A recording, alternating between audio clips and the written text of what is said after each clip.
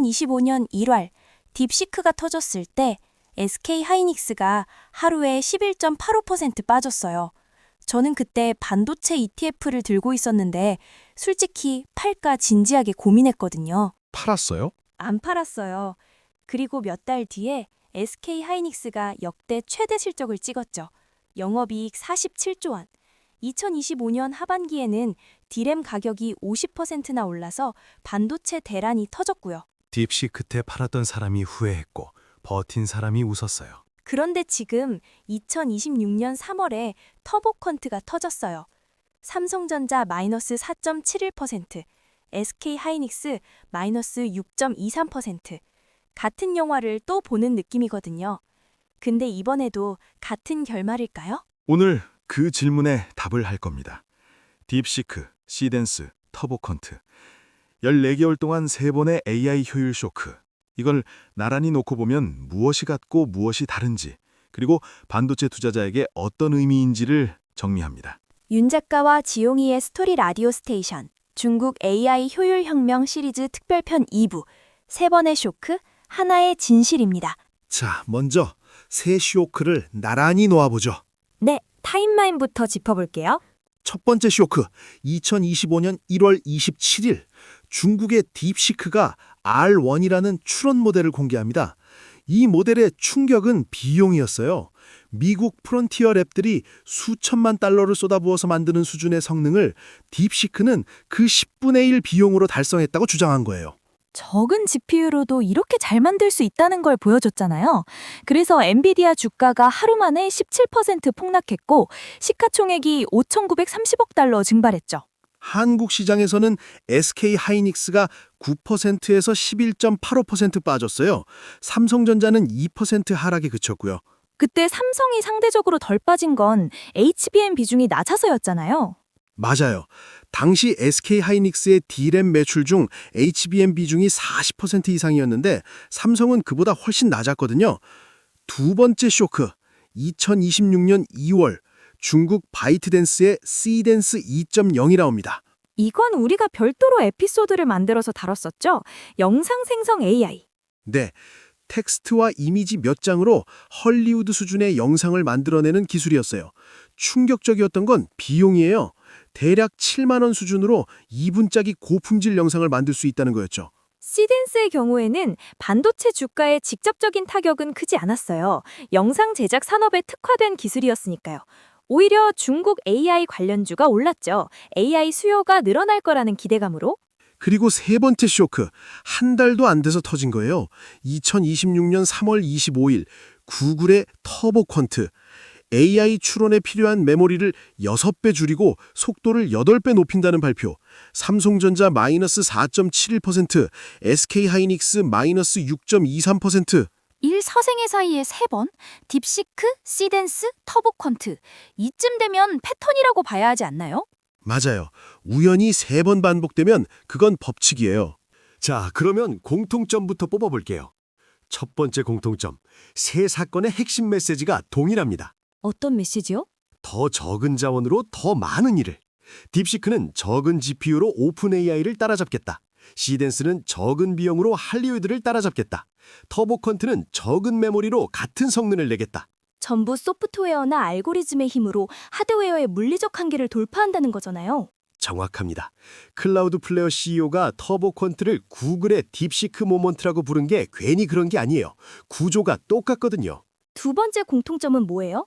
시장의 1차 반응이 항상 같았다는 거예요. 패닉 매도. 효율이 올라간다, 하드웨어가 덜 필요하다, 반도체 수요 감소, 팔아라. 이 등식이 매번 자동으로 작동하는 거죠? 네.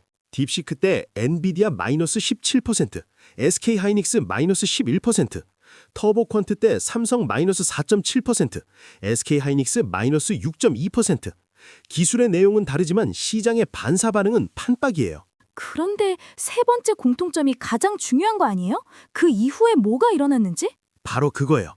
세 번째 공통점, 제번스의 역설이 작동합니다. 제번스의 역설은 저번 편에서도 언급했는데 다시 한번 설명해 주세요. 이번에 처음 들으시는 분들도 계시니까요. 19세기 영국 경제학자 윌리엄 스탠리 제번스가 관찰한 현상이에요. 당시에 제임스 와트가 증기기관을 개량해서 석탄 효율을 크게 높였어요.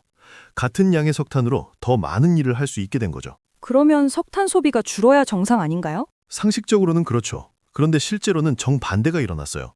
석탄 소비가 폭증한 거예요. 왜요? 효율이 높아지니까 증기기관의 경제성이 좋아진 거예요. 그전에는 증기기관이 비싸서 광산이나 대형 공장에서만 썼는데 효율이 올라가니까 중소공장, 선박, 기차 등 온갖 곳에서 증기기관을 도입하기 시작한 거죠. 개별 기관의 석탄 소비는 줄었지만 기관 수가 폭증해서 총 석탄 소비는 오히려 늘어난 거예요. 비유하면 고속도로를 넓혔더니 차가 줄 알았는데 이제 고속도로 넓어졌으니 차로 출퇴근해야지 하는 사람이 더 많아져서 오히려 더 막힌다는 거랑 비슷하네요. 아주 좋은 비유예요. 이걸 AI 메모리 시장에 대입해 볼게요. 터보 콘트로 출원 비용이 6분의 1로 떨어지면 뭐가 일어날까요? AI 서비스가 훨씬 싸지겠죠? 네. 지금 월 100만 원 내야 쓸 수 있는 AI 서비스가 월 17만 원이 돼요. 그러면 그 가격이면 스타트업이나 중소기업도 AI를 도입할 수 있잖아요. 지금은 비싸서 엄두도 못 내는 곳들이. 맞아요. 그리고 기존 대기업들은 절약된 비용으로 뭘 할까요? 비용을 아껴 쓰니까 잘 됐다. 서버 줄이자? 아니요, 절대 안 그러죠. 절약된 예산으로 더 긴 문맥을 처리하고 더 많은 AI 에이전트를 돌리고 더 복잡한 서비스를 만들 거예요. 정확합니다. 단위 메모리 비용은 내려가지만 총 메모리 수요는 오히려 폭증하는 거예요. 이것이 바로 AI 버전 재번스의 역설이에요. 그리고 이게 이론이 아니라 실제로 일어난 일이잖아요. 딥시크 때. 맞아요. 가장 강력한 증거가 딥시크예요. 딥시크의 타임라인을 보면요. 2025년 1월 27일 딥시크 R1 공개, SK하이닉스 마이너스 11.85%, KB증권 김동원 연구원에 따르면 불과 한 달 내에 엔비디아 주가가 빠르게 회복하며 오히려 이전 수준을 상회했어요. 한 달 만에요? 한 달이에요. 그리고 그 이후에 뭐가 일어났는지 보세요. 2025년 SK하이닉스 연간 매출 97조 원, 영업이익 47조 원, 영업이익률 49%, 역대 최대 실적이에요. 딥시크가 반도체 수요를 죽이기는커녕 오히려 역대급 호황의 촉매제가 된 거잖아요. 2025년 하반기에는 아예 반도체 대란이 터졌어요. D램 가격이 4분기에만 50%나 올랐고 SSD 가격은 2배가 됐어요. 마이크론 CEO는 BHBM D램의 마진이 HBM보다 높다고 말할 정도였어요. 범용 메모리까지 초품기 현상이 벌어진 거예요. 하나증권에 따르면 D램 수요 충족률이 60%에 불과하고 서버 D램은 50% 미만이라고 하잖아요. 공급이 턱없이 부족한 상황인 거죠. 맞아요. 그리고 키움증권 이성훈 연구원이 아주 명쾌하게 정리했어요. 딥시크 사태 당시에도 초기 시장 반응은 대체로 쇼크를 보였지만 중장기적으로 재차 랠리를 펼쳤던 상황도 고려해 볼 필요 있다. 터보 컨트로 인해 AI 운영 비용 감소 및 이용 효율 증가와 다수의 후발 기업이 AI 생태계에 진입하면 AI 시장 파이 증가 및 전체 메모리 총수요 증가라는 시나리오도 고려해 볼 필요 있다. 딥시크 때와 똑같은 논리가 터보컨트에도 적용된다는 거잖아요. 자, 이제 삼성전자와 SK하이닉스 이야기를 좀 해보죠. 세 번의 쇼크에서 두 회사의 주가 반응 패턴을 비교하면 재미있는 게 보여요. 어떤 건데요? 딥시크 때 삼성전자는 마이너스 2%였어요. SK하이닉스는 마이너스 9에서 11.85%, 삼성이 상대적으로 선방했죠. 그건 당시 삼성이 HBM 비중이 낮아서 그랬잖아요. 맞아요. 그런데 터보컨트 때를 보세요.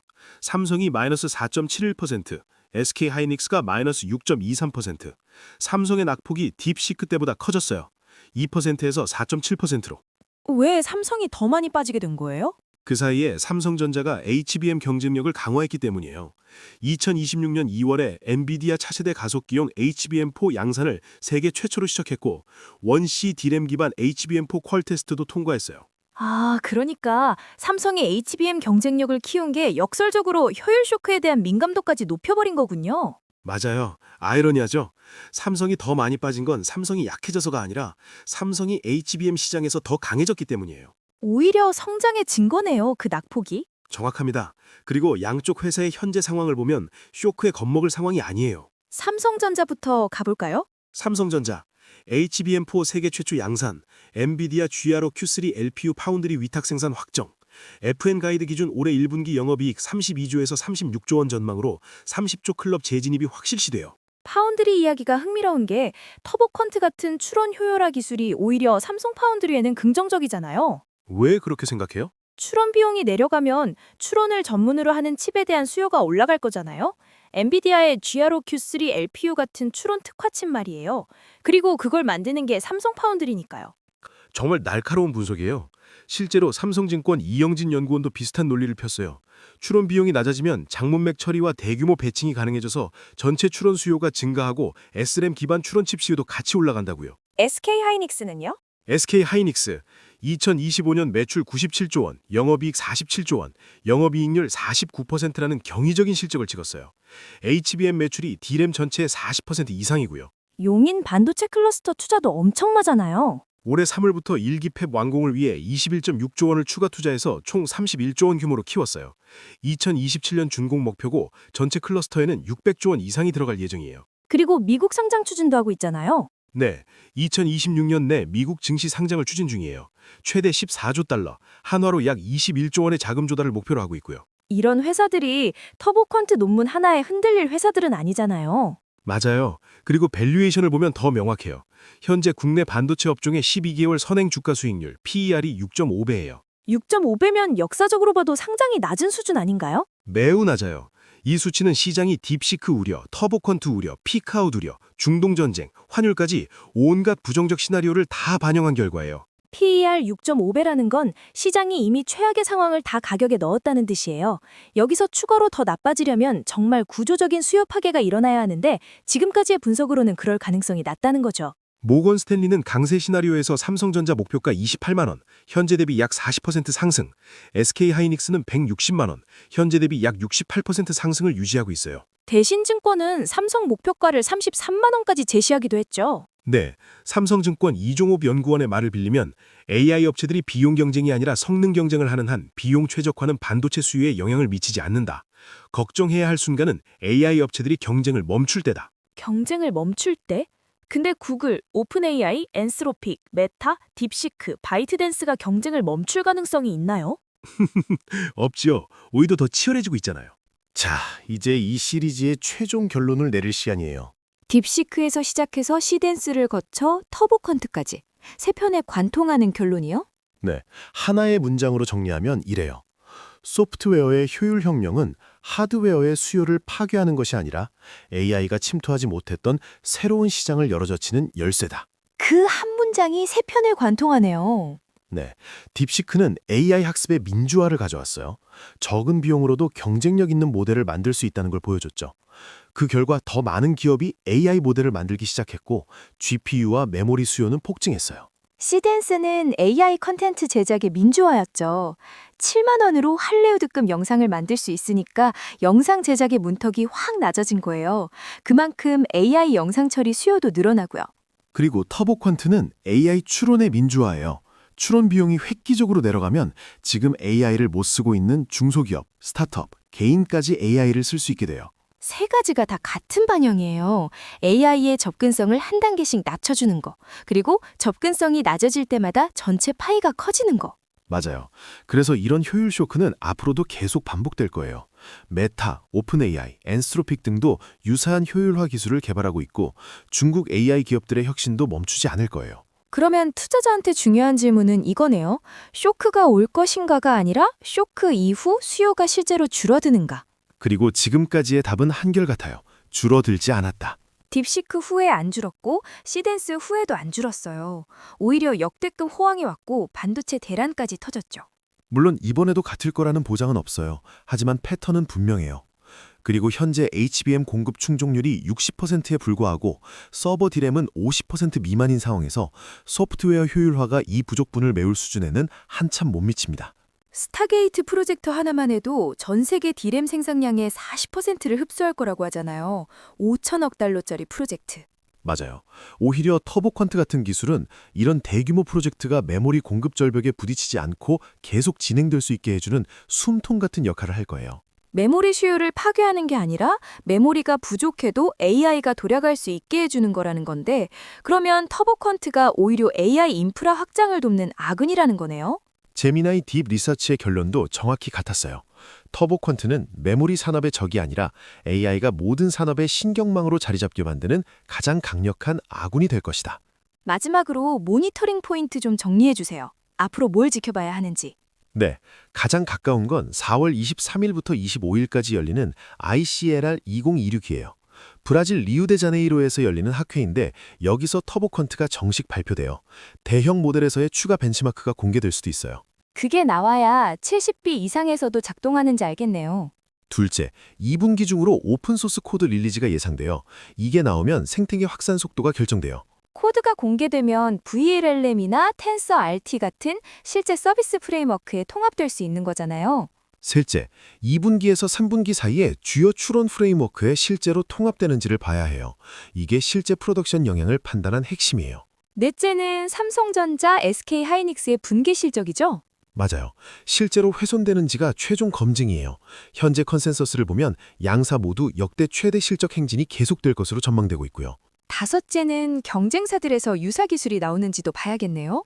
네, 메타, 오픈AI, 엔스로픽 등에서 유사한 KV 캐시 압축 기술이 대거 등장하면 추론 효율화가 업계 표준이 되면서 HBM 수요 성장률이 둔화될 가능성이 있어요. 다만 이 경우에도 재번스의 역설이 작동하면 총 수요는 오히려 증가할 가능성이 높아요. 딥시크 편 녹음했던 게 어제까지 같은데 벌써 세 번째 쇼크를 다루고 있네요. 1년 반 사이에 3번, AI 산업이 정말 빠르게 변하고 있다는 증거예요. 근데 변하는 것 속에서 변하지 않는 게 하나 있었잖아요. 뭔데요? 패턴이요. 효율 쇼크가 터지면 시장은 겁먹고 팔고 시간이 지나면 수요가 폭증하고 주가가 회복되는 패턴. 딥시크 편 때 저한테 반도체 ETF 팔지 말라고 하셨죠? 안 팔았더니 몇 달 뒤에 역대급 수익을 봤어요. 물론 이번에도 받을 거라는 보장은 없어요. 투자 판단은 각자의 몫이고 저희가 투자 조언을 드리는 건 아닙니다. 그건 당연하죠. 하지만 최소한 패턴은 알고 판단하시라고 이 방송을 하는 거예요. 다음에 네 번째, 다섯 번째 효율 쇼크가 터져도 이 시리즈 기억하시면 됩니다. 패닉 매도 대신 패턴을 보세요. 딥시크에서 시작해서 시덴스를 거쳐 터보컨트까지 우리가 목격한 건 AI 산업이 어른이 되고 가는 과정이에요. 하드웨어의 힘으로만 달려온 유년기를 지나 소프트웨어의 지능으로 효율을 높이는 성년기에 접어든 거죠. 그 과정에서 반도체가 사라지는 게 아니라요. 반도체가 더 똑똑하게 쓰이는 거예요. 더 많은 곳에서 더 많은 사람이 더 다양한 용도로 결국 총 수요는 늘어나게 되어 있어요. 중국 AI 효율 혁명 시리즈 딥시크 편부터 여기까지 함께해 주신 청취자 여러분 정말 감사합니다. 긴 여정이었는데 끝까지 함께해 주셔서 감사해요. 이 시리즈가 도움이 되셨다면 구독과 좋아요, 알림 설정 부탁드려요. 다음에 또 새로운 AI 이슈가 터지면 스토리 라디오 스테이션에서 가장 먼저 분석해드리겠습니다. 윤 작가와 지용의 스토리 라디오 스테이션이었습니다. 다음에 또 만나요. 안녕히 계세요.